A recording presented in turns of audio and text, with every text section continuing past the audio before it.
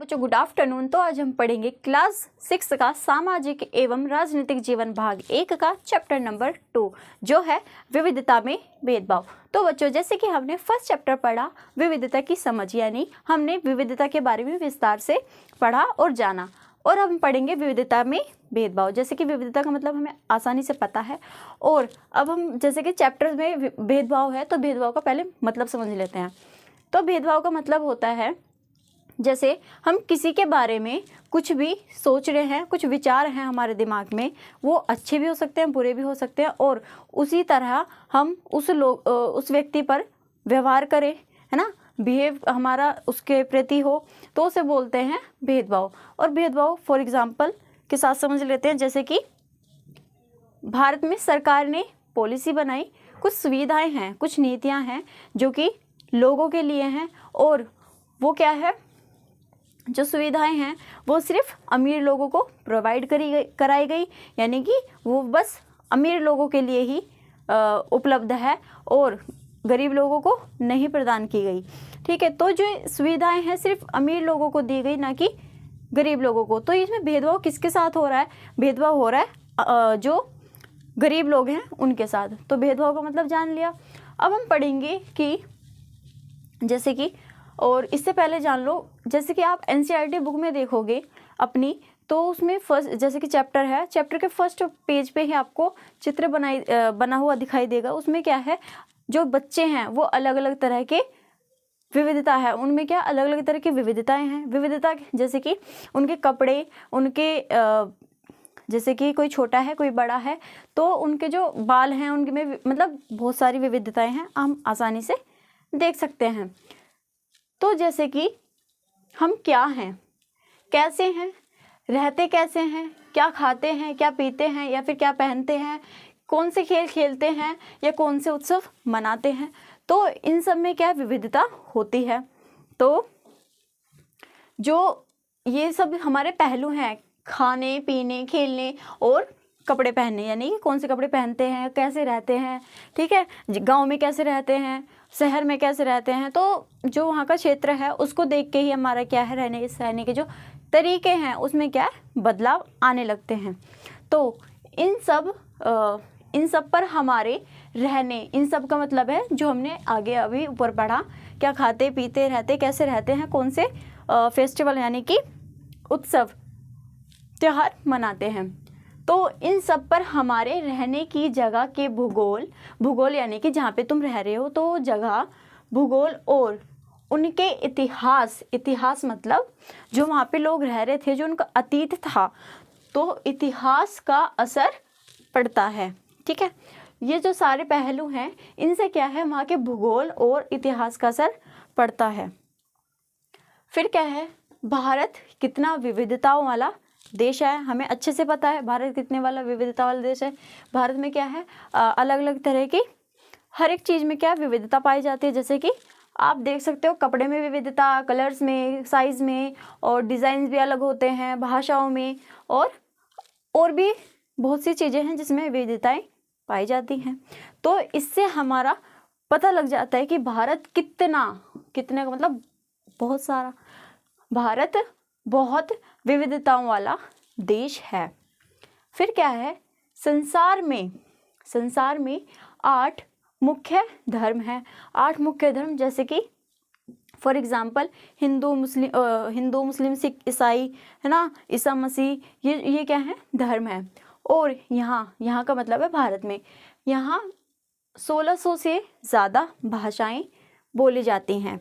यहाँ पे क्या है, 1600, 1 2 या फिर 10 20 भाषाएं नहीं, 1600 से भी ज़्यादा भाषाएं यहाँ पे बोली जाती हैं। जैसे कि हिंदी, इंग्लिश, पंजाबी, गुजराती, मराठी और नेपाली, बिहारी, ये क्या है, भाषाएं हैं। और यहाँ पे क्या है, जो लोगों की मातृभाषाएं हैं वो मुख से बोलते हैं।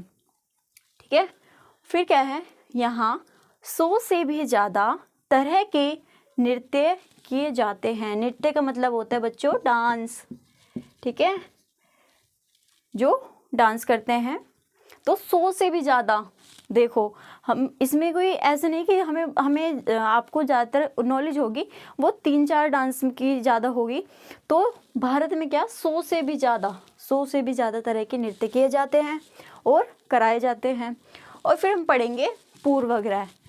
पूर्वग्रह क्या है उसे पढ़ लेते हैं। जैसे कि पूर्वग्रह का मतलब क्या होता है, किसी वस्तु या व्यक्ति को देखे जांचे बिना ही पहले से अपने मन में अच्छा व बुरे विचार को सोचना। यानी कि पूर्वग्रह का मतलब होता है जैसे कोई व्यक्ति है या फिर कोई वस्तु है, हमने उस व्यक्ति के बारे में हमें कुछ नहीं पता है, हमने उसे देखा तक नहीं है और हम उसके बारे में अच्छे व बुरे विचार सोच रहे हैं। ज़्यादातर ये क्या विचार नकारात्मक होते हैं, ठीक है। और जैसे कि कोई हमारे घर में कोई वस्तु आने वाली है, मान लो वॉशिंग मशीन या फ्रिज या टीवी वगैरह आ रहे हैं, तो हम उससे चीज़ों को जांचे बिना ही हम उसके बारे में विचार सोचने लगते हैं, बातें सोचने लगते हैं कि वो वस्तु कैसी होगी, मतलब आने के बाद कैसी होगी, कैसी चलेगी। मतलब पूर्वग्रह होता है किसी व्यक्ति या फिर वस्तु को देखे बिना ही अपने मन में पहले से विचार सोच लेना, उसे पूर्वग्रह कहते हैं। तो पूर्वग्रह का मतलब हमने समझ लिया, हम किसी व्यक्ति वस्तु या फिर कोई भी चीज़ के बारे में देखे व उसे जांचे बिना ही अपने मन में विचार करना, अंदाज़ा लगाना। और ये अंदाजे क्या हैं, ये फिर पूर्वग्रह समझ लिया। तो ये जो विचार होते हैं ज़्यादातर क्या है, नकारात्मक होते हैं, ठीक है। तो और जैसे एग्जाम्पल, जैसे कि लोग हैं, ठीक है, लोगों को हम क्या है, जो शहर में हैं उनको क्या है, आलसी मानते हैं। जो शहर में लोग रहते हैं उन्हें क्या, आलसी मानते हैं। और लोगों को कंजूस मानना भी क्या है, एक पूर्वग्रह का कारण होता है। तो हमारा टॉपिक है हम कई चीज़ों के बारे में पूर्वग्रही हो सकते हैं। जैसे हमने पूर्वग्रह का मतलब समझ लिया, अब हम पढ़ेंगे हम किस तरह से बहुत सी चीज़ें हैं जिसके बारे में हम क्या पूर्वग्रही हो सकते हैं। पहला है लोगों के धार्मिक विश्वास, यानी कि जो लोगों के धार्मिक विश्वास हैं उसके लिए भी हम पूर्वग्रही हो सकते हैं। जैसे कि कोई लोग हैं और वो लोग अपने धर्म में कैसे विश्वास रखते हैं, तो उसमें भी क्या हम पूर्वग्रही हो सकते हैं। उनके बारे में क्या हम बुरे विचार सोचकर उन्हें जज करने लग जाते हैं। और फिर दूसरा है उनकी चमड़ी का कलर, यानी कि चमड़ी का रंग, कोई काला है तो उस पर क्या हम बुरे बुरे कमेंट करते हैं लोग, तो हम सुनते हैं। या फिर कभी कहीं ना कहीं हम भी लोगों पे ऐसे कमेंट करते हैं, तो जो कि सही नहीं है, तो हम पूर्वग्रही इसमें हो सकते हैं। और फिर क्या है भाषा, यानी कि जो भाषा है, लैंग्वेज है, उसके बारे में भी हम पूर्वग्रही हो सकते हैं। फॉर एग्जांपल जैसे कि जैसे बिहारी भाषा हो गई या फिर कोई ऐसी भाषाएं जो कि हमसे बोली नहीं जाती, तो हम उनका क्या है मजाक उड़ाते हैं, जो कि गलत है। फिर चौथा है कपड़े पहनने को लेकर। जैसे कि आप देखोगे कोई लड़की कोई कैसे छोटे कपड़े पहनती है, शॉर्ट्स ड्रेस पहनती है, तो हम क्या है, जो हम या फिर जो मोहल्ले की जो आंटियाँ होती हैं या फिर लोग उन पे क्या है बुरे बुरे कमेंट करते हैं, उन्हें बुरा यानी कि बेकार लड़कियां मानते हैं। तो ऐसे ऐसे जो कमेंट्स हैं उनको लेकर क्या है वे पूर्वग्रही हो सकते हैं। और फिर है खाने के बारे में भी लोग पूर्वग्रही हो सकते हैं, ठीक है। तो इन सब के कारण हम क्या हैं, लोगों से दोस्ती नहीं कर पाते और उन्हें क्या है दुख पहुंचाते हैं, उन्हें बहुत हार्ड फील कराते हैं कि दुख होता है कि हम जैसे कोई काले रंग का कोई बच्चा है या फिर कोई भी लड़की या लड़का है, हम उन पे कमेंट करते हैं, उनके बारे में गलत सोचते हैं या फिर बोलते हैं, तो उसे क्या दुख होता है, हम उन्हें दुख पहुंचाते हैं ऐसा बोलकर। और फिर क्या है, जैसे कि फॉर एग्जांपल जैसे कि कोई व्यक्ति है, उसे इंग्लिश नहीं आती, उसे इंग्लिश या फिर अंग्रेजी नहीं आती, तो उसमें क्या हम उसके बारे में बुरे विचार सोचने लगते हैं, उसके बारे में सोचते हैं कि इसे कुछ नहीं आता और इसे तो इंग्लिश ही नहीं आती और ये क्या करेगा, है ना। तो उसके बारे में क्या है, हम बुरे बुरे विचार सोचने लगते हैं जो कि गलत हैं। तो हमारा नेक्स्ट टॉपिक क्या है, लड़के और लड़कियों में भेदभाव। भेदभाव का मतलब हमें पता है, और लड़की और लड़के के बीच में किस तरह के भेदभाव किए जाते हैं अब उनके बारे में हम पढ़ेंगे। जैसे कि लड़के और लड़की में भेदभाव बहुत तरीकों से किए जाते हैं। जैसे कि आप मान लो आपके जो घर में, आप घर में अपने देखोगे उसमें क्या है, भेदभाव नज़र आएगा लड़की और लड़के के ऊपर। आप मान लो आप लड़की हो, ठीक है, तो आप पे किस तरह के भेदभाव किए जाते हैं, आप पे क्या पाबंदी लगाई जाती हैं। वो पहले तो काफ़ी होता था लेकिन अभी भी होता है। बोलते हैं कि लड़कियां रात को घर से बाहर नहीं जा सकती, ठीक है, सेफ नहीं है, और लड़कियां ये काम नहीं कर सकती, लड़की हवाई जहाज़ नहीं चला सकती। तो ये क्या है, भेदभाव कराया जाता है लड़की और लड़की के बीच में, और ये बचपन से शुरू हो जाता है। जैसे कि बुक में बताया गया है, बचपन से ही क्या लड़के और लड़के में भेदभाव किया जाता है। जैसे कि अगर बचपन में लड़की अगर रोती है तो उन्हें रोने दिया जाता है या फिर उन पे ध्यान नहीं दिया जाता, पर अगर लड़के रोते हैं तो उन पे ध्यान दिया जाता है। और जो उनके माता पिता हैं, बच्चे के जो माता पिता हैं और अन्य सदस्य हैं, दादा दादी, ताई ताऊ, चाचा चाची, वो सब उन पे ध्यान देते हैं और बोलते हैं कि चुप हो जाओ, लड़के रोते नहीं हैं, लड़के बहादुर होते हैं, ठीक है। तो इस तरह के कारण बता के उन्हें चुप करा दिया जाता है। लड़के बहादुर होते हैं, रोते नहीं हैं, और अगर रोते हैं तो वे कमज़ोर होते हैं। अगर लड़के रोएंगे तो उन्हें कमज़ोर की निशानी माना जाता है। तो उन्हें पहले से ही मजबूत, स्ट्रॉन्ग कराया जाता है लड़की के प्रति। लड़की को कभी ऐसी बात नहीं बताई जाती जो कि लड़कों को सिखाई जाती है बचपन से ही। और जो लड़के हैं, यहाँ तक कि लड़के और लड़कियाँ दोनों सेम होते हैं, उनको कभी लड़के को चोट लग जाती है तो उनका रोने का मन करता है, तो उनके दिमाग में ये चीज़ें पहले से आ जाती हैं कि नहीं, हम लड़के हैं, हम रोते नहीं, हम बहादुर हैं। अगर हम रोएंगे तो लोग हमारा मजाक उड़ाएंगे, हम पे हंसेंगे और हमें क्या है, कमज़ोर समझेंगे कि ये कमज़ोर है। तो ऐसी चीज़ें देखकर लड़के और लड़कियों में भेदभाव किया जाता है। फिर क्या है, जैसे हमने देखा भेदभाव अलग अलग तरीके के होते हैं, और बचपन में ऐसे भेदभाव किए जाते हैं।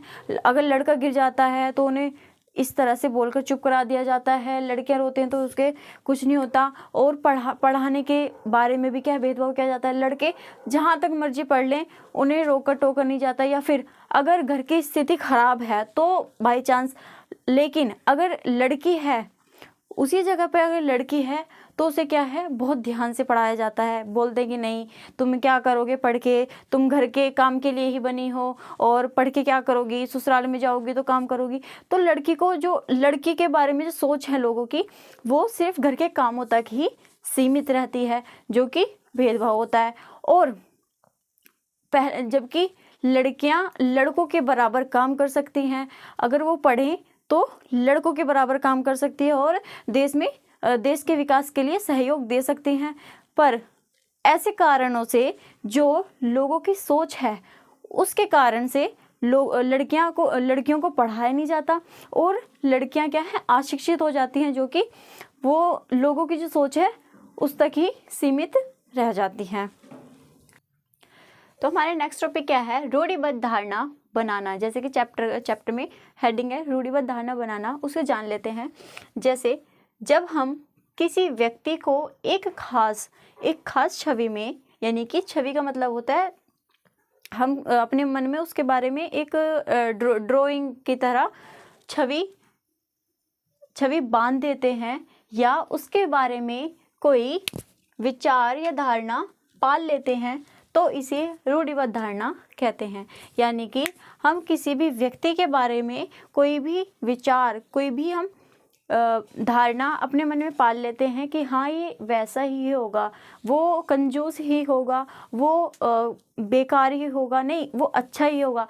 तो ऐसी धारणाएं अपने मन में पाल लेना, उसे क्या बोलते हैं, रूढ़िबद्ध धारणा कहलाती है। जैसे कि हम देश के बारे में देश के बारे में भी होता है, जैसे कि कोई देश है, यानी कि मान लो कोई देश है USA, यानी कि अमेरिका के बारे में हम क्या कुछ विचार सोचते हैं, यानी कि वो बहुत अमीर हैं और वो देश क्या है, एक विकसित देश है और वहाँ पे क्या है, बड़े बड़े अच्छी जगहें हैं घूमने के लिए और वहाँ पे लोग पढ़े लिखे होते हैं, इंग्लिश बोलते हैं। तो उसमें क्या, हम देश के बारे में, देश वहाँ का देश अच्छा है, वहाँ का जो सरकार काम करती है बहुत अच्छा करती है, तो ऐसी धारणा पाल लेना उसे बोलते हैं रूढ़िबद्ध धारणा। और ये क्या, धर्म के ऊपर भी होता है, किसी धर्म के ऊपर क्या है, विचार करने लगते हैं और लिंग के आधार पर, यानी कि कोई लड़का या लड़की होता है उनके बारे में सोचना भी क्या है, और इनके कारण किसी को कंजूस, अपराधी या बेवकूफ़ ठहरा देते हैं। जैसे कि कंजूस का मतलब होता है हमने किसी से चीज़ मांगी और उसने हमें चीज़ ना दी हो, जैसे कि जैसे फ्रेंडों के बीच होता है, कोई दो बच्चे हैं और वो क्या है, एक बच्चे के पास चॉकलेट है और वो दूसरे बच्चे के पास नहीं है, तो जो दूसरा बच्चा है वो पहले बच्चे से चॉकलेट मांग रहा है और वो पहला बच्चा नहीं दे रहा है।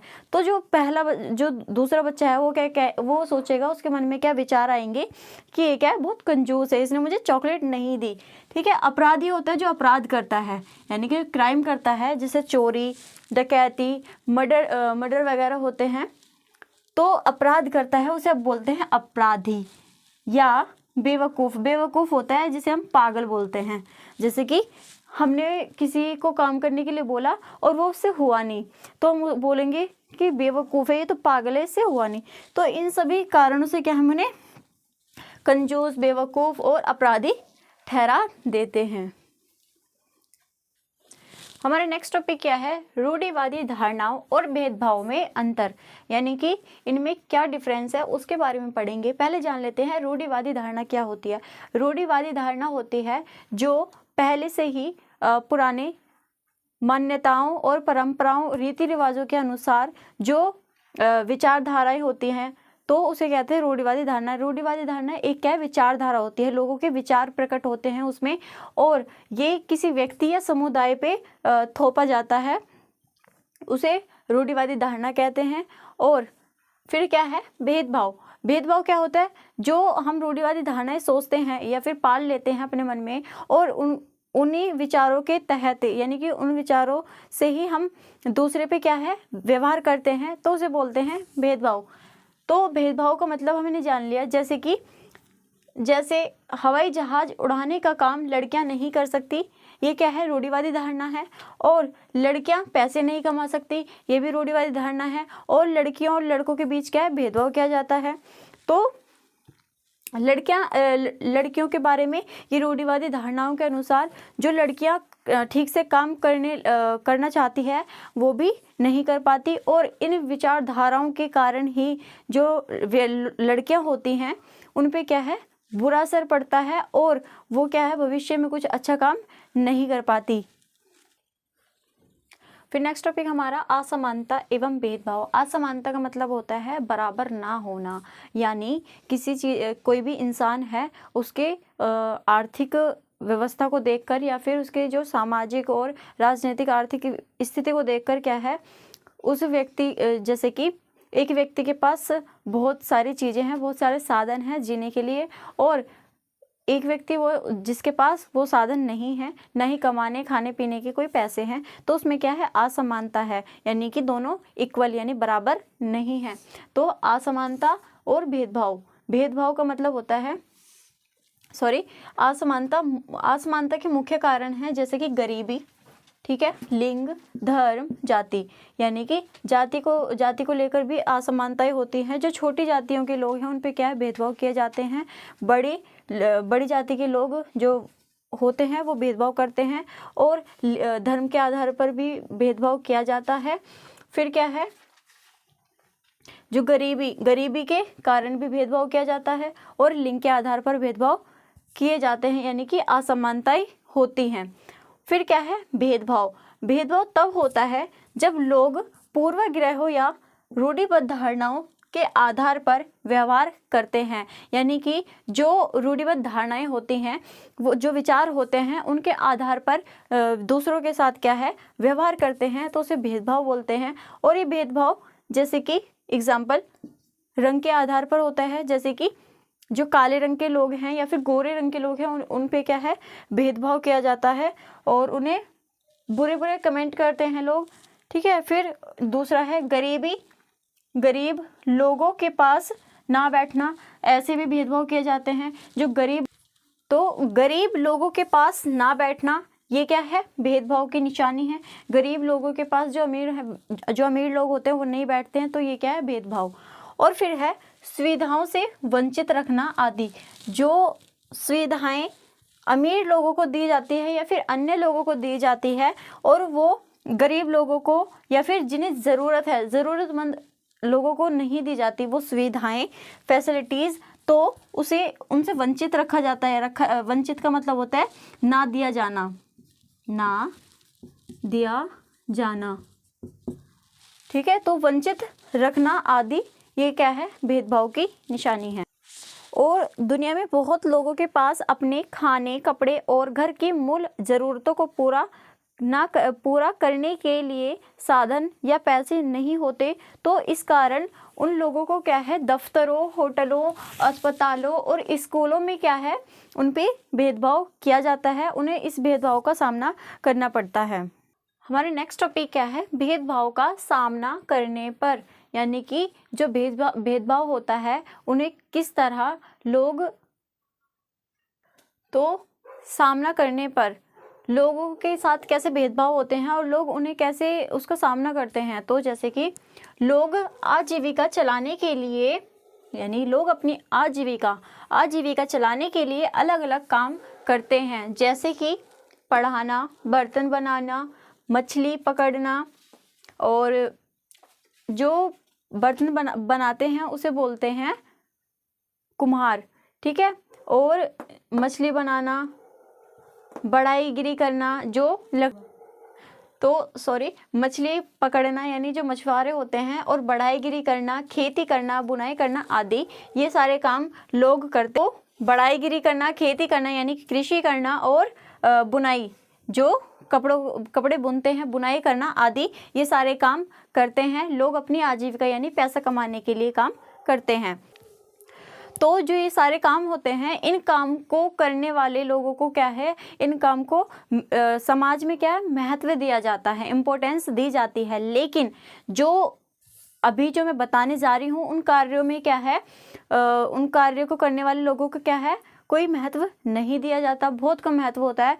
और जैसे कि महत्व कम होता है उन कामों का, वो है जैसे कचरा उठाना, सिलाई करना, बर्तन धोना, सफाई का काम करना, ठीक है, सफाई करना और बाल काटना इत्यादि जो काम होते हैं वो क्या है उनका जो समाज में जो काम करते हैं उस समाज में इन कामों का महत्व बहुत कम होता है, बहुत कम इम्पोर्टेंस दी होती है, मतलब जैसे कि इन कामों के बराबर नहीं रखा जाता। और जो ऐसे काम होते हैं जैसे सफाई करना, बर्तन धोना, कपड़े धोना और बाल काटना इत्यादि जो काम हैं उन काम का जो महत्व है वो बहुत कम है। और जो समाज में क्या है उन पे भेदभाव किया जाता है इन काम को लेकर, और जो ये काम करते हैं लोग उन्हें क्या है अशुद्ध और अपवित्र माना जाता है। और ये जो काम है वो क्या है जो छोटी जाति के लोग हैं वो ही इन कामों को करते हैं। तो उन लोगों से क्या है जो उच्च जाति के जो लोग हैं यानी कि बड़ी कास्ट के जो लोग हैं वो भेदभाव करते हैं, ठीक है। तो भेदभाव का सामना करने पर उन्हें जो प्रॉब्लम होती हैं लोगों को उनके बारे में बताया गया है। और जो ऐसे काम को लेकर लोग उन्हें अपवित्र और अशुद्ध मानते थे, तो ये जो काम थे वो जाति व्यवस्था के आधार पर हुए थे। जो जाति व्यवस्था है उसके आधार पर किए जाते थे, यानी कि जातियों को क्या है समूह में बांटा गया था।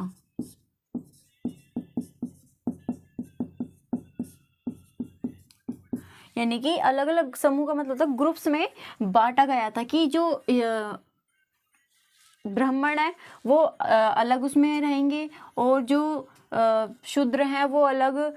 तो ये जो जातियों के लोग थे, यानी कि जाति व्यवस्था इस कारण आई, तो जो उन लोगों के जो पेशे थे, यानी कि जो उनकी कोई भी जाति है, जो उनके जैसे भी कोई ब्राह्मण के लोग हैं, तो जो उनकी जो पीढ़ियां हैं तो वो उन्हीं की जाति में रहेंगे, और जो छोटी जाति होती थी वो अपनी छोटी जाति जो होती थी उसे क्या है, उस पर भेदभाव किए जाते थे। तो उन्हें क्या है, अछूत और अयोग्य माना जाता था। यानी कि जो छोटी जाति के लोग थे उन्हें अशुद्ध और अछूत, अयोग्य माना जाता था। अयोग्य का मतलब होता है उसे योग्य ना मानना। जैसे कि किसी को काम आता है, जैसे मुझे क्रिकेट खेलना नहीं आता लेकिन बैडमिंटन खेलना आता है, तो मुझे लोग क्या समझेंगे कि ये बैडमिंटन खेलने के भी अयोग्य है, यानी कि वो भी नहीं खेल सकती। तो ये सब जाति व्यवस्था के कारण होता था। फॉर एग्जाम्पल, जैसे कुछ समूहों को सिर्फ कचरा उठाने और मरे हुए जानवरों को गांव से हटाने तक की ही इजाज़त थी, यानी कि परमिशन थी। वो ऐसे काम ही करते थे, यानी कि जो गांव में कोई जानवर मर गए उन्हें हटा दिया, उन्हें कचरे को उसमें फेंक दिया, या फिर कचरा उठाना, घर घर जाके कचरा उठाना। तो जो ऐसे काम थे वो लोग करते थे। उन्हें सिर्फ जो छोटी जाति के लोग थे उन्हें ये सब काम करने की ही इजाज़त थी, वो कोई बड़ा काम नहीं कर सकते थे। ठीक है, तो उन्हें क्या है, जो मनाही थी, यानी कि वो लोग नहीं कर सकते थे, उन पे भेदभाव किया जाता था इस तरह का। जैसे कि उन्हें मंदिरों में घुसना मना था, वो मंदिरों में भी नहीं जाते थे। जैसे कि अब हम कहीं भी जा सकते हैं, हम किसी भी धर्म के मंदिरों में जाके, मंदिर, मस्जिद, गुरुद्वारे में जाकर हम चले जाते हैं, हमें कोई मनाही नहीं है। तो वो क्या है, उन्हें मनाही थी, यानी कि इजाज़त नहीं थी। और अब हम कहीं भी जा सकते हैं, हम मंदिर में जा सकते हैं, मस्जिद में जा सकते हैं, यहाँ यानी कि अब हमें कोई ऐसी मनाही नहीं है। और ऐसा नहीं है कि हम यही काम कर सकते हैं, हम कुछ भी कर सकते हैं, हम कहीं भी जाके अपने किसी भी धर्म को मान सकते हैं। और उन्हें क्या है, उन लोगों पे क्या है, उन्हें कहा जाता था कि वे कुएं से पानी भी नहीं लेने दिया जाता था, यानी कि वो कुएं से पानी भी नहीं ले सकते थे। और दूसरा क्या है, घरों में घुसना मना था, घरों में भी क्या है, नहीं जा सकते थे।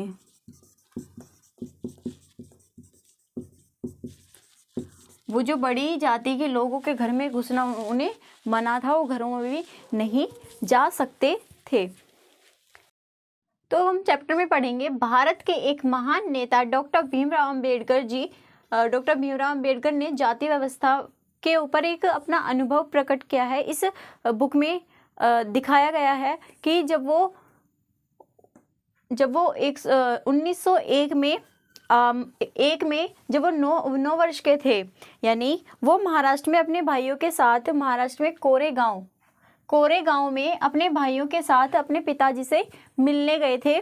तो उन पे जो उस टाइम जो उन पे भेदभाव किया गया था, तो उन्होंने इस अपने अनुभव को, एक्सपीरियंस को इस बुक में दिखाया है। वो क्या है कि वो उस टाइम पे 9 वर्ष के थे खाली, और वो अपने भाइयों के साथ गए थे कोरेगांव में, महाराष्ट्र में। और वो अपने भाइयों के साथ गए थे और ठीक ठाक कपड़े पहन के गए थे। तो जैसे ही वो स्टेशन पे रुके, स्टेशन पे उतरे, तो उन्हें लगा जैसे कि उनके पिताजी उनको लेने आएंगे, या फिर उनका कोई जो उनका नौकर था उनके पिताजी का, वो उन्हें लेने आएंगे स्टेशन पे से। पर वहाँ पे क्या है, शाम हो गई थी और वहाँ पे कोई लेने नहीं आया था उन्हें। तो फिर क्या हुआ, जो वहाँ का टीटी था, यानी कि जो स्टेशन मास्टर था, वो आता है और वो पूछता है कि तुम काफ़ी परेशान लग रहे हो, तुम्हें कहाँ जाना है, क्या मैं तुम्हारी मदद कर सकता हूँ। तो उन्होंने पूछा, तो उन्होंने बताया कि हम अपने पिताजी से मिलने आए हैं और हम बहुत देर से इंतज़ार कर रहे हैं, हमें लगा कि वो हमें लेने आएंगे, पर हमें कोई लेने नहीं आया है। तो ऐसी बात करते करते फिर वो पहले तो जो स्टेशन मास्टर था उनसे बहुत अच्छे से बात कर रहा था, उनके कपड़े को देखकर, है ना, तो वो लगे ही नहीं कि वो छोटी जाति के हैं। और फिर उन्होंने पूछा कि तुम कौन हो? तो जो डॉक्टर भीमराव अंबेडकर जी थे, अंबेडकर जी के मुंह से अचानक से निकल गया कि वे महार जाति से हैं। यानी कि पहले महार बोलते थे लेकिन अब चमहार बोलते हैं, चमहार जाति के लोग। तो उन्होंने कहा हम महार हैं और हम अपने पिताजी से मिलने आए हैं। तो जैसे ही उस स्टेशन मास्टर ने ये नाम सुना तो वो क्या है एकदम शॉक्ड हो गया और ये सुनकर क्या है वो अपने ऑफिस में चला गया, लेकिन वो निकल के नहीं आया। फिर थोड़ी देर बाद फिर आया तो वो अंबेडकर जी और उनके भाई वहीं पे खड़े हुए थे, राह देख रहे थे। वो सोच रहे थे कि हमें कोरेगांव जाना है तो हमें बैलगाड़ी के द्वारा हम जा सकते हैं। तो फिर जैसे ही स्टेशन मास्टर वहाँ पे आता है उनके पास दोबारा, वो बोलता है कि तुम चले जाओ। फिर उनसे क्या बात करने का जो तरीका था उनका चेंज हो गया। जो स्टेशन मास्टर उनसे बात कर रहा था और जैसे उन्हें पता लगा कि महार जाति से हैं यानी कि छोटी जाति से हैं, तो जो उसके प्रति वे बात कर रहे थे वो भी उनका बात करने का स्टाइल चेंज हो गया और उन्हें बोलने लगा कि तुम चले जाओ। और फिर लेकिन ऐसा होते हुए उन्होंने ने कहा, अंबेडकर जी और उनके भाइयों ने कहा कि हमें बता दो कैसे जाते हैं और हम बैलगाड़ी से चले जाएंगे। तो उन्होंने कहा कि हम दुगना किराया भी देंगे, तो बस तुम हमें छोड़ दो। लेकिन इतना ही नहीं, उन्हें क्या है दुगने किराए के लालच से भी क्या है उन्हें जाने नहीं दिया। और जो स्टेशन मास्टर था वो उनके लिए कुछ भी नहीं कर रहा था। वो लग रहा था, पहले उन्हें देखकर लगा कि वो ब्राह्मण के बच्चे हैं और परेशान हैं, तो इसलिए उनकी मदद करने के लिए चला गया। लेकिन ऐसा पता लगा तो उनकी मदद बिल्कुल नहीं की और उनसे क्या छुआछूत का जो भेदभाव है वो उसे करने लगा, उनके भेदभाव करने लग गया। तो फिर वहाँ पे जो स्टेशन के बाहर जो बैलगाड़ियाँ थी, उन्होंने एक भी बैलगाड़ी वाले ने उन्हें अपनी नहीं बिठाया और उन्हें वहाँ पे नहीं ले जाने दिया। तो इस कहानी से पता चलता है कि जो डॉक्टर अंबेडकर जी थे उन्होंने जाति व्यवस्था के ऊपर ही, जाति के ऊपर अपना कितना भेदभाव उन्होंने सहा। इस भेदभाव को उन्होंने अपने मन में सहा और उन्हें पता लग गया। तो उन्होंने कुछ ऐसे संघर्ष किए हैं जो अब नहीं होते। जो वो दलित जाति के थे तो उन पे भेदभाव किया गया था। लेकिन अब हम पढ़ेंगे संघर्ष। तो हमारा नेक्स्ट और लास्ट टॉपिक है समानता के लिए संघर्ष। यानी समानता के लिए जो लड़ाई लड़ी हमारे जो भारतीय लोग हैं और हमारे जो महान नेताओं हैं, उन्होंने क्या लड़ाई लड़ी उनके बारे में हम पढ़ेंगे।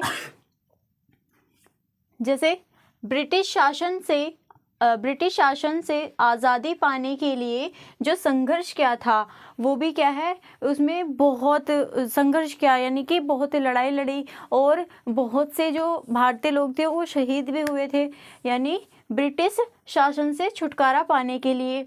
और दलितों वो होते हैं जो नीची कास्ट के लोग होते हैं, उन्हें बोलते हैं दलितों, औरतों, जनजातीय लोगों और किसानों ने अपने जीवन में जिस गैर बराबरी का अनुभव किया था उसके खिलाफ लड़ाई लड़ी। यानी कि जो औरतें थी उन पे क्या भेदभाव किए जाते थे, उन्हें अधिकार प्राप्त नहीं थे, और जो जनजातीय लोग थे उन पे भेदभाव किए जाते थे, किसानों पे भेदभाव किए जाते थे। किसानों को जितना काम वो करते थे उन्हें पैसे न देकर उन्हें कुछ सामान दे दिया करते थे और उनसे टैक्स वसूलते थे।